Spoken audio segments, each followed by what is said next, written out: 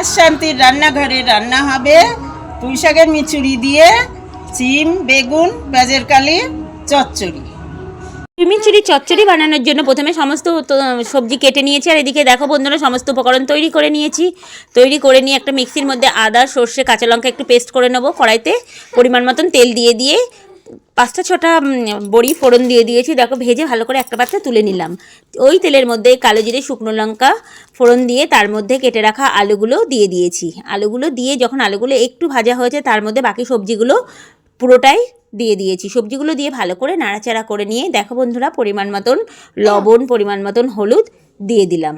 আর এদিকে যখন লবণ হলুদ দেওয়ার পরে সবজিটা একটু আমড়ে এসছে তার মধ্যে আমি ভেজে রাখা বড়িগুলো দিয়ে কিছুটা পরিমাণে জল দিয়ে ঢাকা দিয়ে দিয়েছি। 10 মিনিট পরে ঢাকনাটা তুলে দেখো বন্ধুরা অনেকটাই আমার সবজিগুলো প্রায়ই সিদ্ধ হয়ে গেছে।